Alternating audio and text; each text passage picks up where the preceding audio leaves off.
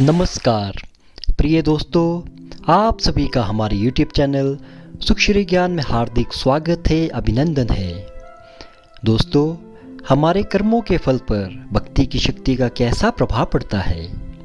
एक बार देवर्षि नारद धरती पर रहने वाले लोगों को देखते हुए स्वर्ग में विचरण कर रहे थे। इस प्रकार लोगों के कर्मों को देखकर नारद के मन में कर्मों के फल और पापों के दंड को लेकर विचार आए। नारद जी ब्रह्मा जी के पास जाकर पूछते हैं, हे ब्रह्मदेव, यदि बुरे काम करने वाला इंसान अच्छे काम करने लगे तो क्या वे अपने पापों से मुक्त हो सकता है। तब ब्रह्मा जी नारद के सवाल का जवाब देते हुए कहते हैं, हाँ भी और नहीं भी। हाँ से तात्पर्य, यदि कोई इंसान अपने किए गए पापों से मुक्ति चाहता है तो निस्वार्थ भाव से अपनाया गया दान पुण्य और भक्ति का मार्ग सबसे उत्तम है। इससे उस इंसान के द्वारा किए गए पापों की सज़ा कम हो जाएगी, लेकिन पापों का दंड तो जीवन काल में भोगना ही पड़ेगा। ऐसे में यदि इंसान मन से अपने पापों का पश्चाताप करते हुए निस्वार्थ भाव से दान पुण्य और धर्मार्थ का रास्ता चुने तो आगे के जन्मों में पिछले वाले जन्मों के घोर अपराधों की सज़ा नहीं भोगना पड़ेगा। तब ब्रह्मा जी नारद को इसी पर आधारित एक सच्ची कहानी सुनाते हैं। एक गांव में शंभू नाम का एक इंसान रहता था। वे गलत संगत में जाने के कारण डाकू बन गया था। लोगों को मारकर उनका धन दौलत लूटना उसका पेशा बन गया था। एक दिन वे डाकू जंगल से होते हुए जा रहा था कि अचानक एक नाग नागिन का जोड़ा रास्ते में आ जाते हैं। डाकू को देखकर नाग नागिन फुसफुसाने लगते हैं और डाकू घबराकर अपनी बंदूक उस नाग नागिन पर तान देता है। ये देखकर नाग नागिन उस पर हमला कर देते हैं और उसके बंदूक में चिपक जाते हैं। डाकू अपनी बंदूक को दूर फेंक देता है और भागते भागते सड़क पर पहुंच जाता है। वहीं दूसरी ओर उसी रास्ते से एक महिला अपने 11 साल के बेटे के साथ घर की तरफ जा रहे थे। अचानक डाकू को अपनी ओर आता देख दोनों घबरा जाते हैं। डाकू उनके करीब जाकर बलपूर्वक उस महिला के गले से सोने का हार खींच लेता है और चाकू से उसे घायल कर देता है। ये देखकर वे बच्चा गुस्से में आकर पत्थर उठाकर डाकू के सिर पर मार देता है। डाकू के सिर से खून का फव्वारा फूटने लगता है और डाकू उस बच्चे को चाकू से मार देता है और वहाँ से भाग जाता है। इस प्रकार चीख चिल्लाहट को सुनकर आसपास के गांव के लोग वहां पहुंचते हैं और उस महिला और बच्चे को लेकर वैद्य के पास जाते हैं। उधर डाकू भागता भागता फिर से जंगल की ओर चला जाता है। थकावट के कारण वहीं एक पेड़ के नीचे बैठकर आराम करने लगता है। दूसरी ओर नाग डाकू का पीछा करते हुए वहीं डाकू के पास पहुंच जाता है। नाग नागिन कभी भी अपने दुश्मन का चेहरा नहीं भूलते। डाकू सो चुका था। इधर नाग अपनी नागिन की मौत का बदला लेने के लिए डाकू को काट लेता है। ये सारा दृश्य चित्रगुप्त और यमराज यमपुरी में बैठकर देख रहे होते हैं। डाकू के मरते ही यम के दूत डाकू की आत्मा को यमलोक ले जाते हैं।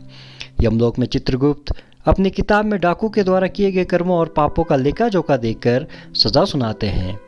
डाकू की आत्मा को बहुत सारी यातनाएं दी जाती है। इसके तुरंत बाद चित्रगुप्त जी डाकू की आत्मा से कहते हैं कि तुमने एक बार 11 साल के लड़के को चाकू से मारा था। उस पाप की सज़ा भोगने के लिए तुम्हारा पुनः धरती पर जन्म एक पंडित के घर में होगा, जहां तुम केवल 11 वर्ष तक जीवित रहोगे। दूसरी तरफ एक गांव में एक पंडित रहता था जिसकी पत्नी को 10 साल से कोई भी औलाद नहीं हुई थी। पंडित भगवान भोलेनाथ का बहुत बड़ा भगत था। वे रोज़ भोले बाबा की पूरी श्रद्धा और विश्वास से पूजा अर्चना किया करता था। इसके अलावा वे गरीबों और साधु संतों को भोजन भी खिलाया करता था। एक दिन भगवान शंकर पंडित जी की सच्ची भक्ति और पुण्य कार्यों से प्रसन्न होकर पंडित जी को दर्शन देते हैं। पंडित भगवान शिव शंकर का दर्शन पाकर बहुत प्रसन्न होता है। भगवान शिव शंकर बोलते हैं, मैं तुम्हारी सच्ची भक्ति से बहुत प्रसन्न हूँ, बोलो क्या वरदान चाहिए तुम्हें। पंडित एक पुत्र की मांग करता है। भगवान शंकर तो अंतर्यामी है, वे भूत भविष्य पहले से ही जानते थे कि पंडित क्या वरदान मांगने वाला है, इसलिए उन्होंने पंडित को पुत्र देने का वरदान देने से पहले ही कह दिया कि ये पुत्र सिर्फ 11 वर्ष तक ही जिएगा। पंडित के ये जानने के बाद भी कुछ भी नहीं बोलता है, क्योंकि उसे अपनी भक्ति पर पूरा विश्वास था कि भगवान अपने भक्त से कभी भी अन्याय नहीं होने देंगे। ये सोचता हुआ पंडित पुत्र का वरदान मांग लेता है। भगवान शंकर पुत्र का वरदान देके वहाँ से अंतर्धान हो जाते हैं। अगले 9 महीने बाद पंडित जी के घर में एक पुत्र का जन्म होता है।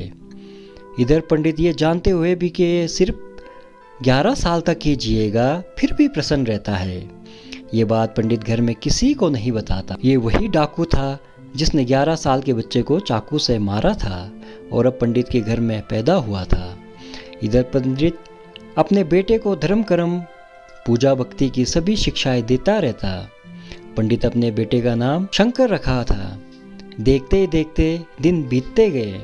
शंकर को 11 साल पूरे होने में केवल 1 महीना बचा था।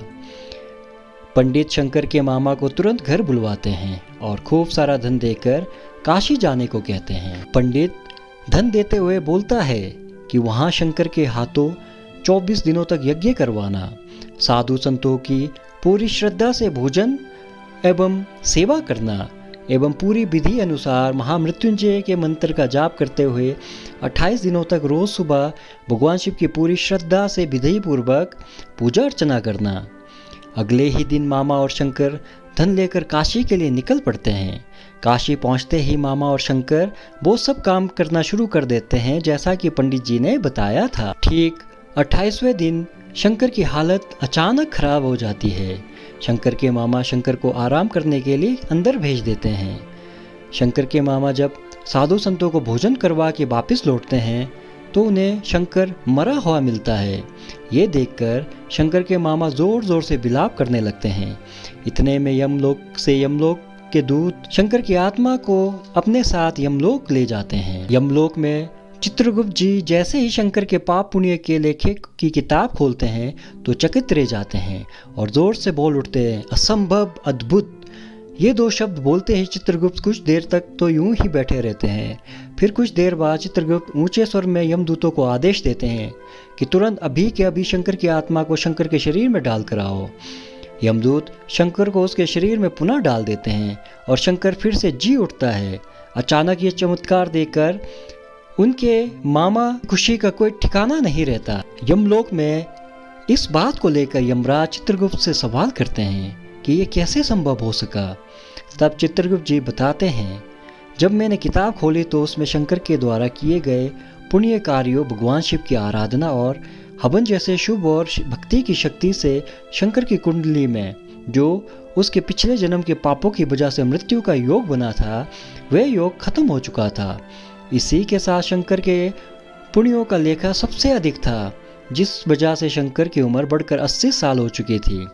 इस वजह से मुझे सृष्टि के नियमों का पालन करते हुए शंकर की आत्मा को पुनः उनके शरीर में समाहित करना पड़ा। इधर शंकर के मामा पूरे हर्षोल्लास के साथ आंखों में खुशी के आंसू लेकर शंकर को लेकर घर पहुंचते हैं तो शंकर को जिंदा देखकर शंकर के पिता इतना खुश होते हैं मानो उन्हें नया जीवन मिल गया हो। तब शंकर सबको वो सब बातें बताते जो उसके साथ यमलोक में हुआ था। ये सुनकर सभी का भगवान के प्रति श्रद्धा और विश्वास और अधिक बढ़ जाता है। इतना बोलकर ब्रह्मा जी अपनी कहानी को समाप्त करते हैं। अब नारद जी को अपने सभी प्रश्नों का उचित जवाब मिल चुका था। तो प्रिय दोस्तों, अपने जीवन को यदि उदार करना चाहते हो तो हमेशा प्रभु की भक्ति करो, निस्वार्थ भाव से लोगों की सेवा करो और कभी भी बुरा कर्म मत करो।